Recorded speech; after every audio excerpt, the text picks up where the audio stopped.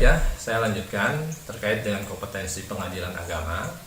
Itu diatur pada pasal 49. Jadi pada pasal 49 tersebut, di situ ditegaskan bahwa pengadilan agama bertugas dan berwenang memeriksa, memutus, menyelesaikan perkara di tingkat pertama antara orang-orang yang beragama Islam, ya, yaitu di bidang satu, perkawinan, kemudian di bidang waris, di bidang wasiat, kemudian di bidang hibah, juga permasalahan wakaf, kemudian zakat, infak, sedekah, selanjutnya ekonomi syariah.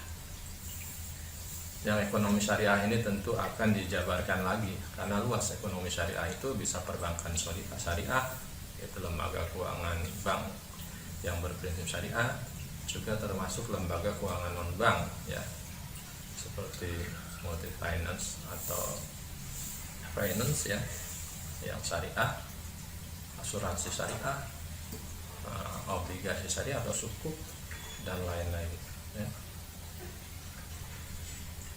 Di sini mungkin saya akan menjelaskan karena waktunya terbatas juga beberapa yang sering terjadi saja, yang banyak sekali terjadi secara empiris, ya, perkara-perkara diselesaikan di peradilan agama.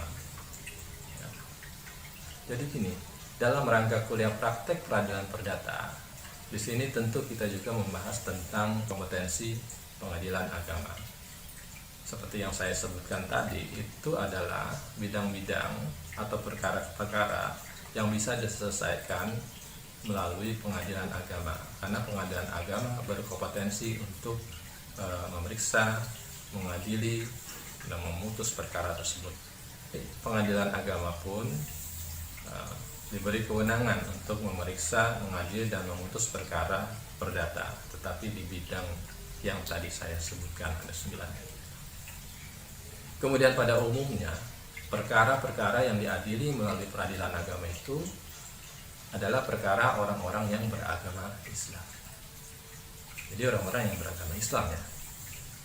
Atau, ini perlu digarisbawahi, atau orang-orang yang pernah melaksanakan akad secara Islam atau secara syariah. Nah, berarti belum tentu Islam semua. Nah, inilah empirisnya, ya. Jadi kalau saudara atau adik-adik sekalian nanti kalau sudah jadi lawyer, panitera atau hakim berkaitan dengan hal yang tadi saya sebutkan, khususnya terkait dengan orang-orang atau pihak-pihak yang pernah melaksanakan akad secara Islam atau syariah, ya, maka jangan hanya diperiksa KTP-nya saja. Nah, jika perkaranya itu terkait dengan sengketa perkawinan, maka diperiksa juga bukti nikahnya, surat nikah, kutipan akte nikah, coba dilihat, ya. Jika terkait dengan perjanjian, maka diperiksa juga akad perjanjiannya. Kan ada dua jenis, akad konvensional dan akad syariah. Ini walaupun yang bukan Islam, ya.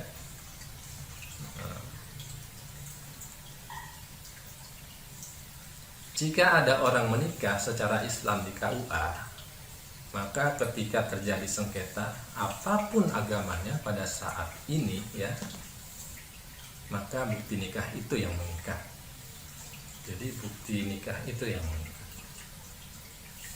Jadi kalau dia dahulu menikah secara Islam, kemudian sekarang tidak Islam lagi, ketika terjadi sengketa, yang bersangkutan tetap harus ke pengadilan agama, meskipun yang bersangkutan sudah tidak Islam lagi, ya. Ini perlu digarisbawahi. Jadi ini bukti bahwa pengadilan agama tidak harus selalu menyelesaikan perkara-perkara orang Islam ketika terjadi sengketa. Jadi bisa saja menyelesaikan perkara-perkara orang yang non-Islam.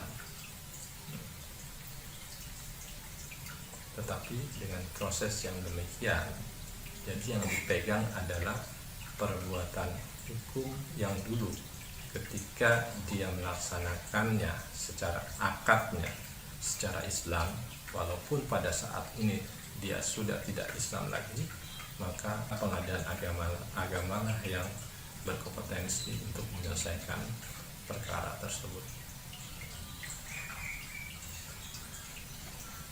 Selanjutnya, jika kita berkepentingan dengan pengadilan agama, maka pintu masuknya ya, selain permohonan adalah gugatan. Itu pintu masuknya. Untuk itu, terkait dengan gugatan, syarat formilnya yaitu harus ada penggugat dan tergugat. Tidak berhenti di situ saja. Di antara penggugat dan tergugat pun itu harus ada hubungan hukum, ya. Kalau tidak ada hubungan hukum, tidak bisa diselesaikan. Ya. Misalnya begini, jika statusnya masih tunangan, ya, walaupun tunangan sudah berjalan lama, 2 tahun atau lebih misalnya, ya, dan pada masa tunangan itu sudah habis-habisan dan bahkan habis betul, dan pada masa tunangan itu sudah dilakukan, sudah habis-habisan, misalnya sudah membelikan rumah kepada pasangannya, sudah membelikan mobil kepada pasangannya, membelikan HP Samsung 2 kali,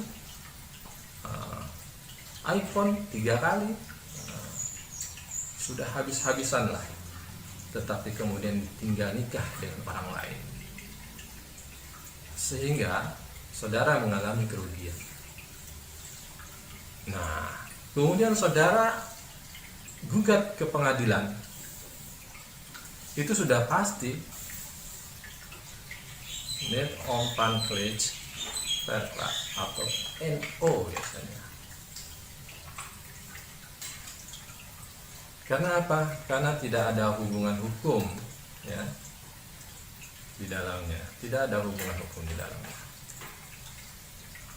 Oke, sekarang kita kembali terkait dengan sengketa perkawinan.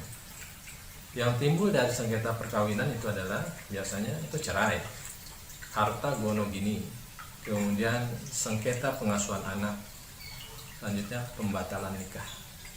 Jadi intinya semua yang terkait dengan perkawinan secara Islam, maka kompetensi pengadilannya adalah pengadilan agama.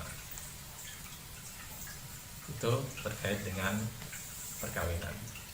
Yang banyak juga permasalahan yang diselesaikan melalui pengadilan agama adalah terkait dengan kewarisan.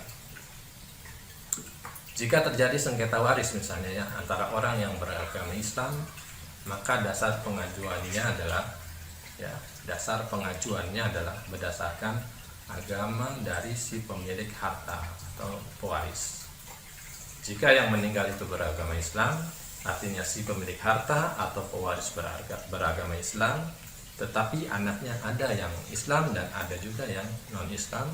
Di sini jika terjadi sengketa, maka itu masuk dalam kompetensi pengadilan agama. Ya.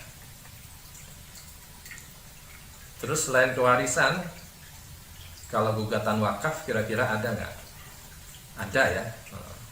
Jika ada sengketa wakaf, biasanya salah satu materi gugatan wakaf itu misalnya jika wakaf itu tidak sesuai dengan fungsinya. Jadi kalau ada objek wakaf yang semula peruntukannya untuk kepentingan pendidikan, misalnya, namun tiba-tiba berubah, maka ahli waris dari wakif berhak menggugat nazir.